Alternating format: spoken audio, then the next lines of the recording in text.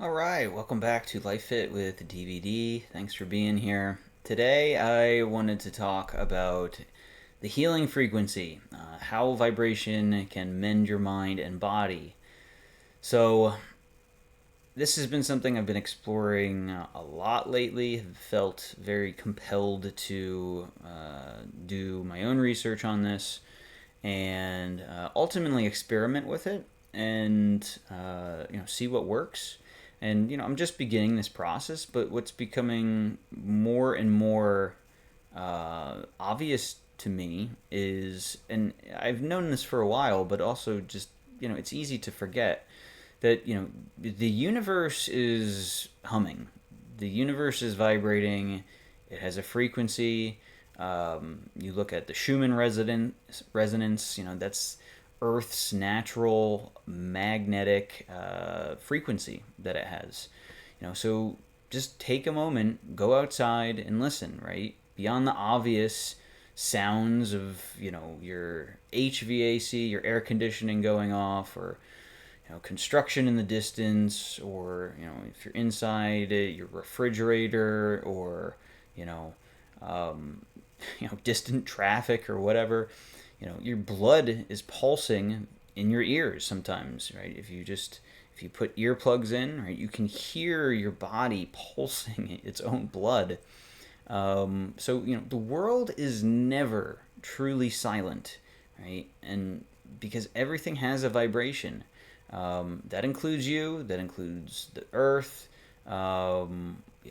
That includes the radio waves that make the radio play. That is the Wi-Fi that gives you internet. The Bluetooth that connects all of our devices. Right? These are frequencies. They're everywhere. And I see so many people just dismiss that vibration and frequency can have an impact on your own well being as well. So, what is the key here, right? What if the key is to, the key to healing what feels broken inside of you, your mind, your body, maybe your spirit, isn't a pill or some like talk, talking with somebody or a pep talk or whatever, but learning to tune your own frequency in different ways. So today we're going to explore how some different vibrational tools and practices can help mend different parts of the body that feel out of tune. All right, so the science of you, right? This is a symphony of a vibration here. So the physics are that atoms are constantly vibrating. Your organs, your bones, and tissues each have a different healthy resonant frequency. So your heart and your brain, they emit measurable electromagnetic fields and coherent heart rhythms, which is a steady frequency that are scientifically linked to less stress and better health if you are in a coherent state. So the problem here is that dissonance, not resonance or coherence, but dissonance equals dis-ease, right? Not comfort. The opposite of ease is disease. So when we experience trauma, chronic stress, or negative emotions, it's like an instrument in our inner orchestra falling out of tune. This is the dissonance that can manifest as anxiety, pain, inflammation, or fatigue. The body is literally vibrating in a state of chaos. Now, you also might notice that sometimes when there is dissonance among the instruments, that you might enjoy that dissonance, right? That the conflict there actually is somewhat comforting. What does that say about your own mind or body when that is happening? I'm not saying it's good or bad either way, but I do find that interesting. That just popped in my head. So right, the body is so when we're out of tune, right, this dissonance can manifest in anxiety, pain, inflammation, fatigue, and the body is, I already read that about my outline, right? So the solution here is entrainment. This is the powerful principle where a stronger, steady vibration can cause a weaker, chaotic one to sync up and match it. And this is how vibrational healing works, right? Using coherent frequencies to guide your body back into harmony. So there are a variety of tools that you can use to do this. These are probably going to be some of the easier ones. But, so the first tool that you can use that I have personally been looking into is tuning forks or precision tuning. So this is taking specific frequencies like the 528 hertz or any of the other frequencies along that solfeggio frequency, but the 528 is the love frequency, and apply them to acupressure points or bones, things that ache, muscles around the body. And this vibration travels through the tissue, the fascia, the ligaments, and can encourage cells to return to a healthy state of frequency if they've been stuck for a long time or have felt off, right? So ultimately, this can release muscle tension, calm the nervous system, and focus your mind. Some people can use sound baths or singing bowls, right? This is called immersion therapy. So, how? Well, the rich, complex overtones of the crystal or metal bowls can then wash over you. Your brain waves then can go from a beta or awake or stressed state to an alpha or theta state, which is the states closer to deeper sleep or just a more relaxed state. And the nervous system can't help but entrain to the calming, pervasive waves of that sound, right? And you might notice that you feel better when you hear those singing bowls going around. It kind of puts you in a state of trance. But you also can use your own voice. So this is your own built-in instrument. You can do this through chanting. There's a reason that ancient cultures used to do a lot of this chanting. Your right, in meditation. Toning, right, holding a single vowel sound. Humming, or even whistling, right? That vibration from your vocal cords resonates through your skull, your chest, your throat, obviously, your bones, and can massage your body from the inside out. So humming specifically stimulates that vagus nerve, probably more than any of the others, because it's right around the same area.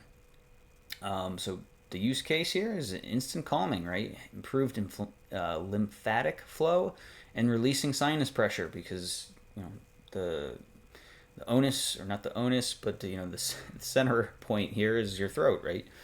It can help any sort of draining that you might have in your sinuses if you have some sort of head cold. So other people, right, use nature's healer. They go out in the woods. The sound of ocean waves, the brook, listening to just the wind through the trees, just the simple things, right? Bird song. These are naturally chaotic yet harmonious frequencies that our primal brains recognize as safe, right? It's when the birds stop singing that you usually get that kind of primal feeling that something might be off, right? When the wind is stopped and everything is dead still, how do you feel? Is that a comfortable feeling, right? These are natural vibrations, frequencies that make us feel calm, and and can pull us out of that fight or flight mode. Another, used to be popular one was church bells, that have a powerful low frequency that can resonate for miles, and some people say that churches weren't just places of worship; they were places of healing, and not just healing for the congregation of the church, but of the entire community, because their frequencies rang out long distances. And personally, I remember church bells all the time growing up. But the past decade, never hear them anymore, ever. And I just find that to be odd, because some people say that's what keeps away demons as well. And if you look out at the world, certainly seems like a lot of wicked things are moving this way. So the more you can hone into your vibrations, right? Powerful, low frequency ones, or you know, well, I'll get into that with my next point. But ultimately, with nature's frequencies, you're grounding yourself, right? You can even go barefoot into the soil, walk around, and that will release your positively charged ions with the negative ones from the earth. I believe that's the polarity. It might be the opposite. But ultimately, when you ground yourself through barefootedness on the earth, the charge that you have from being worked up with those negative emotions or just whatever will be released from the ground. So grounding's a great protocol to try. But ultimately, just being out in nature is great for it. Reduces cortisol, reduces stress, also restores mental focus. So the next one is binaural beats, right? So you don't need loud, low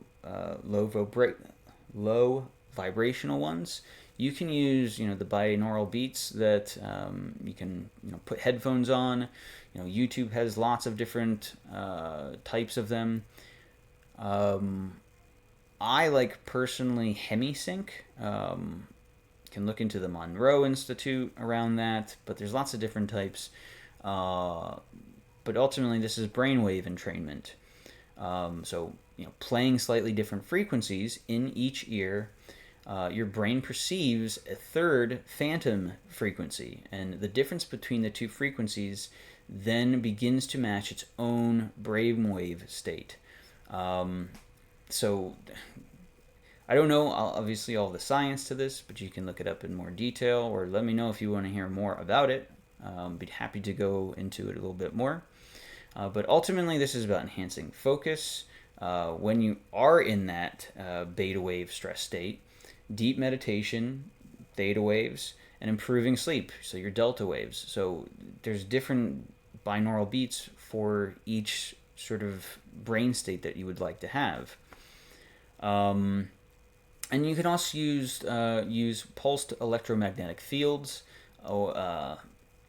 which is modern tech therapy, using devices that basically apply certain hertz frequencies through it's usually some sort of tool, that applies these frequencies at low frequency electromagnetic pulses to different parts of the body. And some people have, they're like sticks that you can kind of put on different areas, to basically ease your soreness or pain or whatever. But this is a more high-tech form of entrainment used to reduce pain and inflammation and improve cellular function. So ultimately, a simple practice that you can feel, work on your own frequency is just a breathing exercises where you hum. That can just be a quick thing that you do for 2 minutes. Sit comfortably, close your eyes just like you're meditating. Take a deep belly breath in, right? Feel your belly expand when you breathe in, allowing the diaphragm to come down. And when you exhale, and allow your stomach to come back in and the diaphragm to rise, right? You can then let it out and go right? Make a sound like a bee. can be, whatever frequency feels right for you, whatever tone feels right for you. But feel the vibration in your lips, your face, your skull. And you can even place your hands on your chest and, hum to get to feel that vibration down in your heart, on your solar plexus. And, ultimately, resonate through your whole being. But you will notice a shift in your mental and physical state before and after, and it's because you are changing your vibration. It's literally that simple. So ultimately, you are the conductor of your own body, your own frequency. Healing with vibration isn't some sort of mystical fantasy, right? It's physics meeting biology that we have forgotten long ago. You are not a passive victim to your circumstances. Ultimately, you are living, breathing with the power to influence your own energy field. So, by consciously bringing harmonious vibration into your life, you are conducting your own symphony for your health. So, the next time you feel out of tune, remember some of these tools or go research them yourself, look them up. If you're feeling some sort of pain or discomfort and nothing else seems to work, going to practitioners just never seems to resolve any of it, right? Maybe think about sound frequency. So ultimately, right, what's one vibrational practice that you're curious to try here? I would love to hear it. Are there any others that I left out that you're willing to share? It'd be interesting to hear. Feel free to share your experiences below, but if you enjoyed this, please like or subscribe. That would mean a lot to me. And thanks for being here. And until next time, I will have something else for you. All right. Bye for now.